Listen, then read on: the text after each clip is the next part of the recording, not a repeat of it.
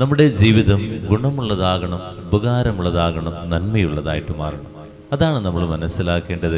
ഓരോ ദിവസവും അവസാനിക്കുമ്പോൾ എന്തെങ്കിലുമൊക്കെ ഗുണം ആർക്കെങ്കിലുമൊക്കെ കിട്ടിയിട്ടുണ്ടോ എന്ന് ചോദിച്ചിട്ട് വേണം ആ ദിവസം കിടക്കാൻ.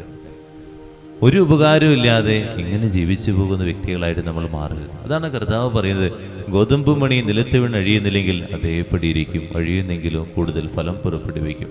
നമുക്ക് എല്ലാവർക്കും കട്ടുമ കിടന്നുറങ്ങാൻ ഭയങ്കര ഇഷ്ടമാണ്. ഒരു ദിവസം ഫുള്ള് ഇങ്ങനെ കിടന്നുറങ്ങാൻ ഇഷ്ടമാണ്. ഒരു ഗുണവുമില്ല ആർക്കും, നമുക്ക് ഗുണമുള്ളൂ. അതുകൊണ്ട് കർത്താവ് അത് ആഗ്രഹിക്കുന്നില്ല. നിന്നിൽ നിന്ന് അഴിയാനാണ് കർത്താവ് ആഗ്രഹിക്കുന്നത്, എന്തെങ്കിലുമൊക്കെ ഗുണമുണ്ടാകാൻ. നമ്മളുടെ അലസതയാണ് ഈ ഉറക്കത്തിലേക്ക് നമ്മൾ കൊണ്ടുപോകുന്നത്. നമ്മളിങ്ങനെ ഉറങ്ങി ജീവിതം അവസാനിപ്പിക്കാതെ, അല്ലെങ്കിൽ ഈ കുറ്റം പറഞ്ഞ്, അല്ലെങ്കിൽ പഴിചാരി, ഒന്നും ഉപകാരമില്ലാത്ത കാര്യങ്ങൾ ചെയ്ത് ജീവിതം അവസാനിപ്പിക്കാതെ ആർക്കെങ്കിലുമൊക്കെ നന്മ ചെയ്യുന്ന ദിവസങ്ങളായിട്ട് മാറട്ടെ എന്നുള്ളതാണ്.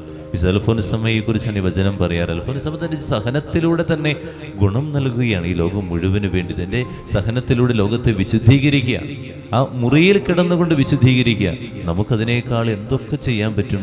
ഓടി നടന്ന് നന്മകൾ ചെയ്യും, കൈയും കാലും അതുപോലെ തന്നെ സംസാരിക്കാനുള്ള എല്ലാ ശക്തിയും കർത്താവ് നൽകിയിട്ടുണ്ട്. എന്നിട്ട് എൻ്റെ ജീവിതം കൊണ്ട് എനിക്ക് എന്ത് ചെയ്യാൻ പറ്റുന്നു എന്നുള്ളതാണ്.